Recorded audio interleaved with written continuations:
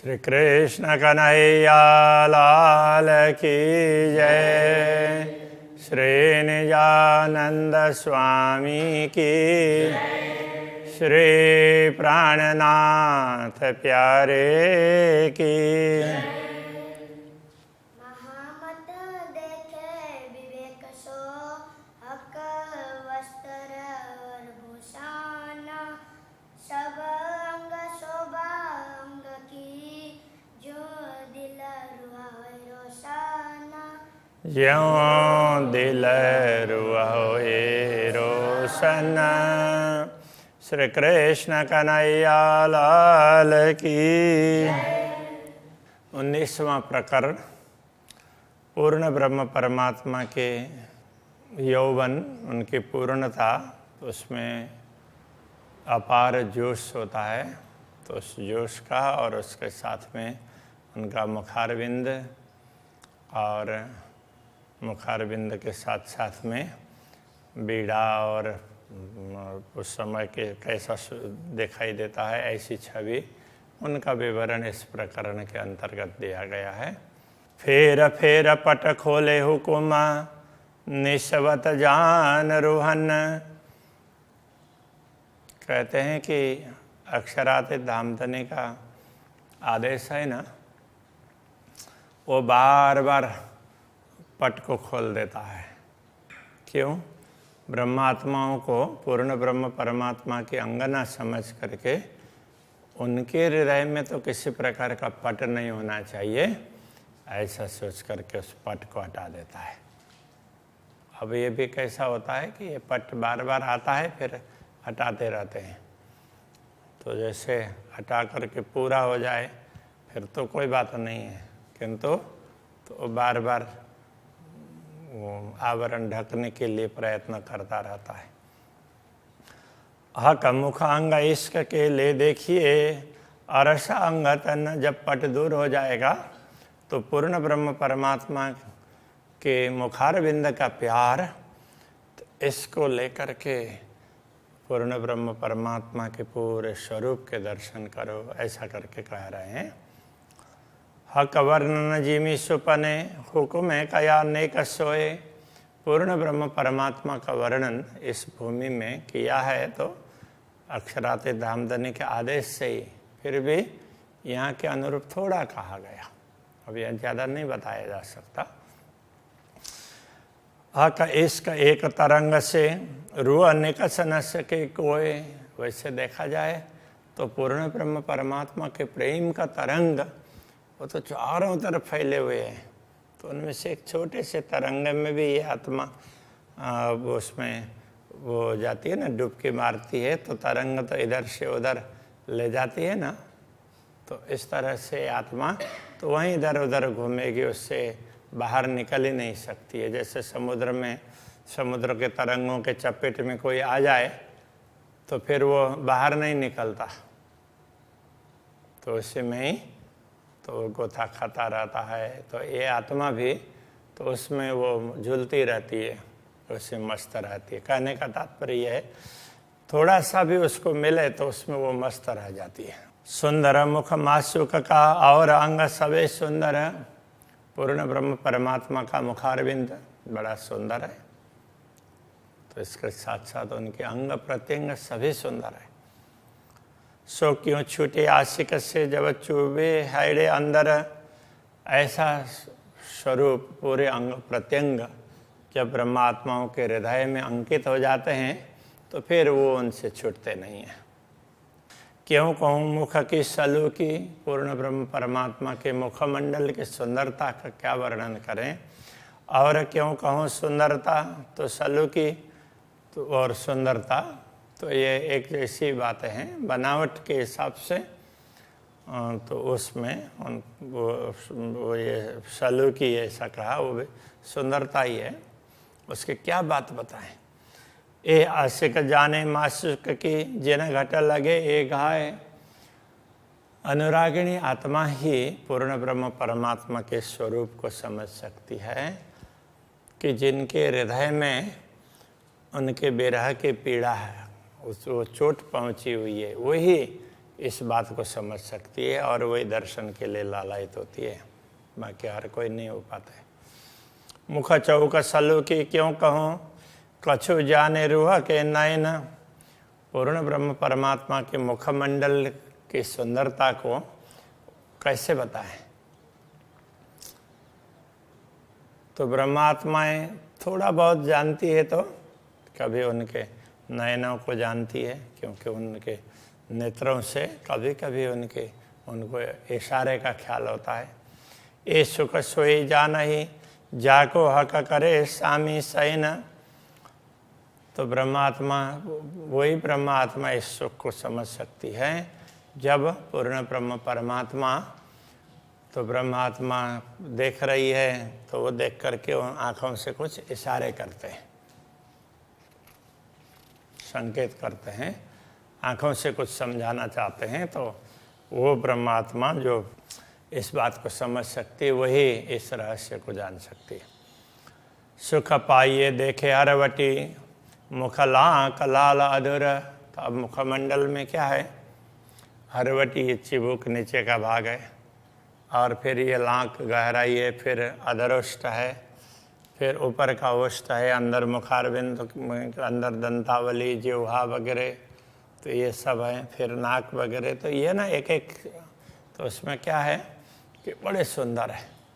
दंत, जिह्वा, बीच तंबोला, और दांतों के और जिह्वा के बीच में तंबोल, तो तांबुल का बीड़ा लिया हुआ है। मुख बोलत मीठी मधुरा। उस समय वो बोलते हैं तो थोड़ा सा स्वर अलग से निकलता है, तो अलग प्रकार का माधुर्य उसमें दिखाई देता है। मुख मुदे अधूरा बोलता।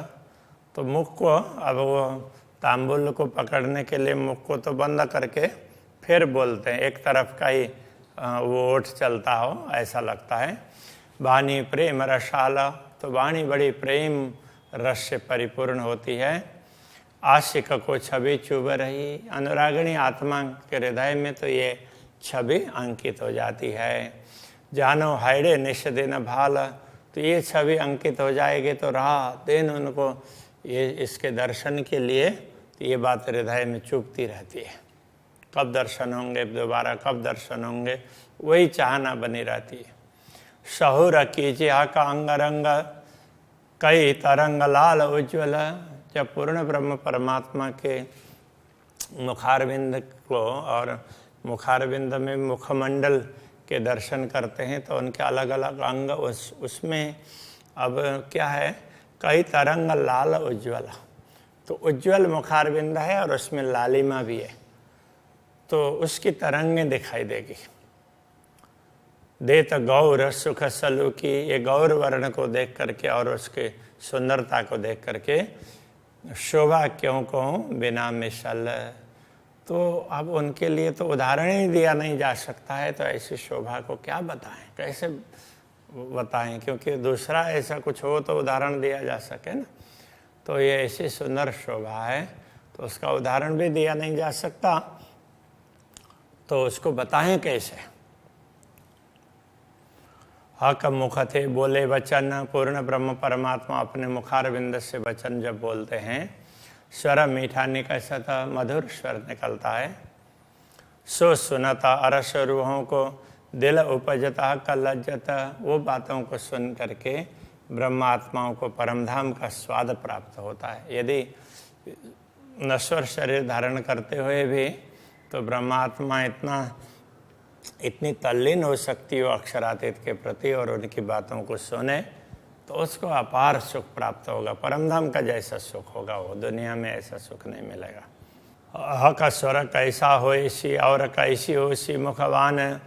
तो अनुरागिणी आत्मा के हृदय में क्या हो बना रहता है, अक्षरातीत धामधनी के मुखारविंद का स्वर कैसा होगा और उनके मुखारविंद की मधुर वाणी कैसी होगी, ये जानना चाहती, सुनना चाहती।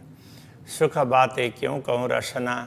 तो ये रसना से उनसे प्राप्त होने वाले सुख की बात क्या करें।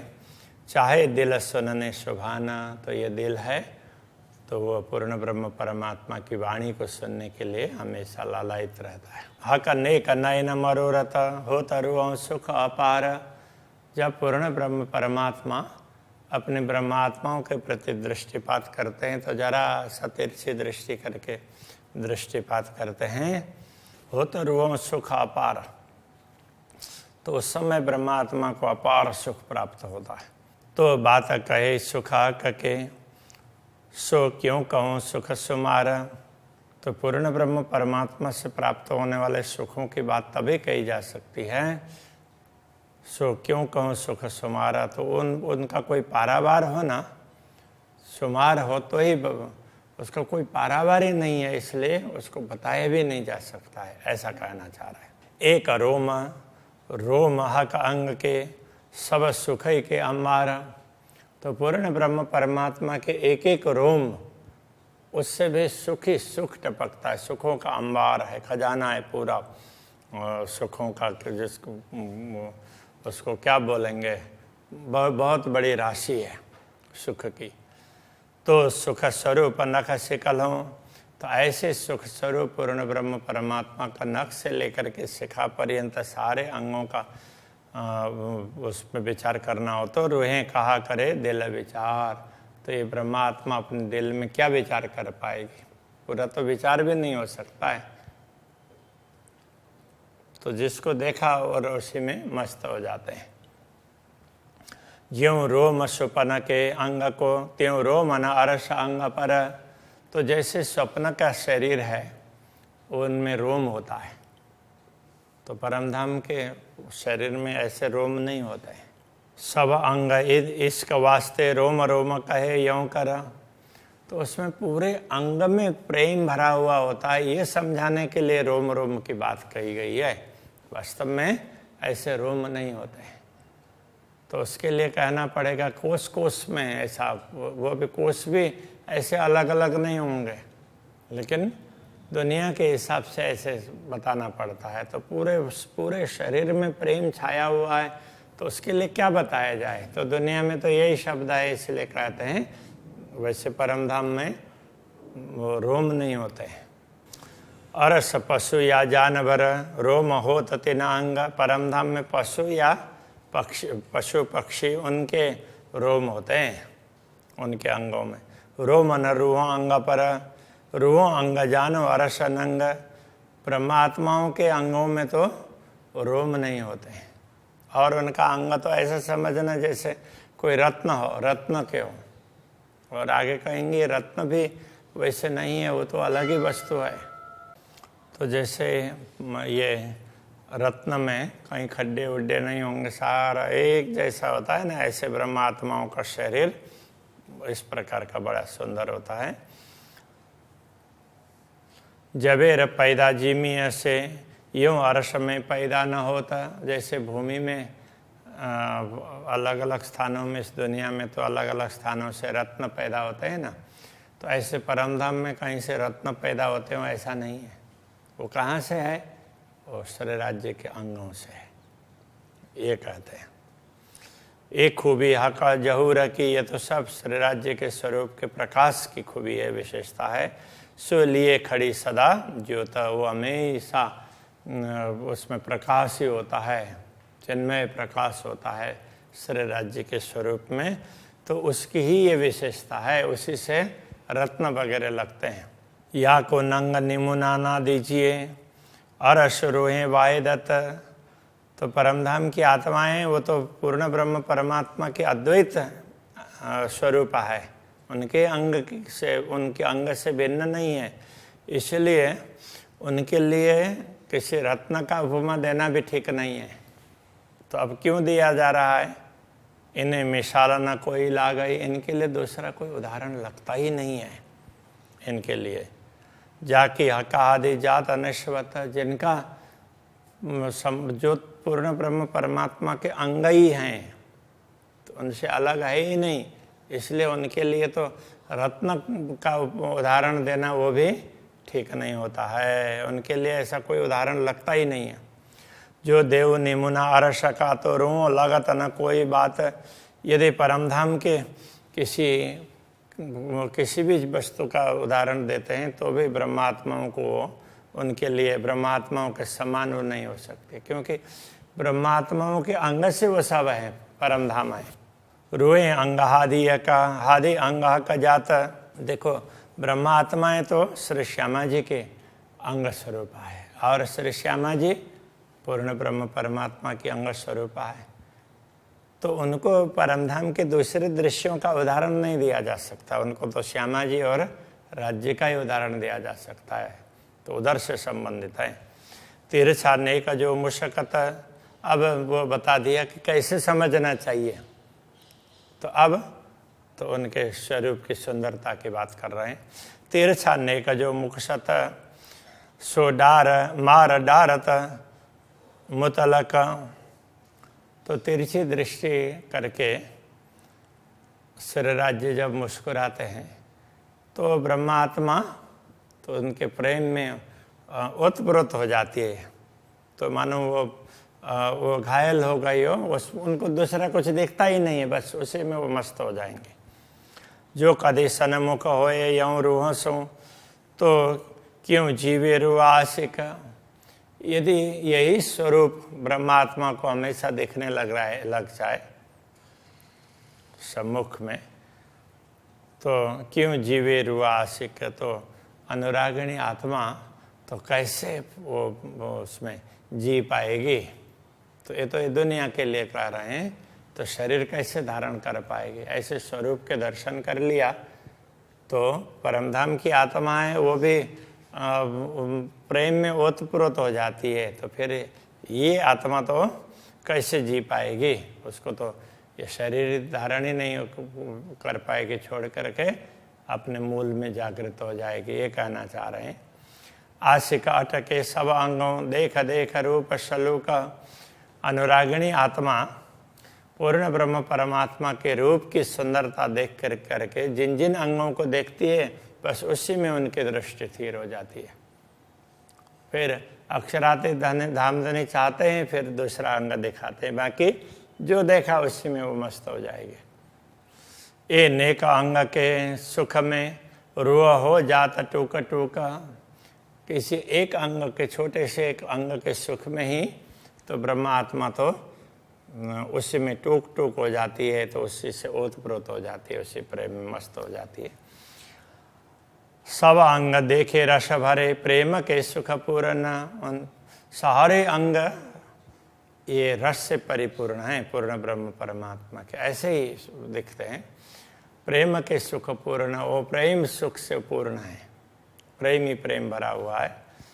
रुआ सोई जाने जो देखई ए पीवत रस मोमिन, तो जो इन दृश्यों को देख सकती है वही आत्मा इस रहस्य को समझ सकती है। तो ब्रह्मात्मा तो इसी रस को पीती रहती है, इसी प्रेम रस को, और मस्त रहती है। गौर गाल मुख उज्ज्वल, तो अक्षरातीत धामधनी का मुखार बिंद बड़ा उज्ज्वल है, गाल है बड़े गौर है। माए गहरी लाल कले, और मुखार बिंद में भी अदरुष्ट और उसमें भी वो गहरी लालक, मतलब ये केवल उसमें नहीं पूरे मुखमंडल में लालिमा है, तो कहीं अब ओष्ठ में गहरी होगी, गाल में थोड़ी गहरी होगी, बाकी मूल में दूसरी जगह पर थोड़ा कम, इस तरह से नहीं बड़ी सुंदर होगी। ये जुवा सुख शोभा क्यों कहे, हक अंग अरस अंग हक के, तो ये जिह्वा तो पूर्ण ब्रह्म परमात्मा के परमधाम के स्वरूप के अंगों का वर्णन कैसे कर पाएगी, उस सुख को क्या बता पाएगी, बता ही नहीं सकती है। रूह आशिक जिना अंग अटकी, अनुरागिणी आत्मा अक्षरातीत धामधनी के स्वरूप को देखते हुए जिन अंगों में अटक जाती है, छूटा तनाई क्यों कर, उससे वो हट नहीं सकती, तो उसमें वो देखते देखते वो उसमें खो जाती है, ये कहने का तात्पर्य है। एक किसी बातों आशिक सो अंग मासुक जुदे ना होए, किसी भी प्रकार से कितना भी प्रयत्न करें, ब्रह्मात्मा किसी भी प्रकार से प्रयत्न करें तो भी जो अंग देख रही है तो उससे वो छूटता नहीं है। जब अक्षरातीत चाहते हैं तभी दूसरा अंग दिखा देते हैं, फिर उसको दूसरा दिखाई देता है, ये कहना चाहते हैं। जेते अंग माशूक के रूह आशिक रहे तिन माहे। तो पूर्ण ब्रह्म परमात्मा के जो भी अंग हैं, जितने अंग हैं, तो ब्रह्मात्मा एक एक करके उसी में खोई हुई रहती है। रूह आशिक और कहो नाटी के अनुरागिणी आत्मा की दृष्टि दूसरे स्थान पर तो कहीं टिकती नहीं है। उसको कहीं भी कुछ भी दृश्य देखें, दुनिया में अच्छा से अच्छा देखें तो भी उससे उसको संतोष नहीं होता है। अपने अंग में भी नाई, वो अपने अंग में भी उसको संतोष नहीं होगा। वो तो हमेशा राज्य के ही अंगों का दर्शन करना चाहती है। तो ये प्रेम है, तभी इनको अनुरागिणी आत्मा कहा है। तो ऐसे अक्षरातीत धामधनी का सुंदर स्वरूप है, खास करके मुखारविंद, उसकी बात कर रहे हैं। अभी के प्रसंग को यही रखते हैं। श्री कृष्ण कन्हैया लाल की।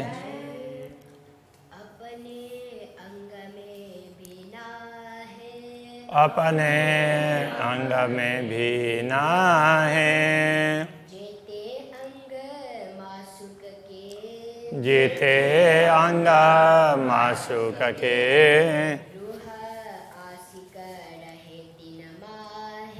रूह आशिक रहे तिन माहे।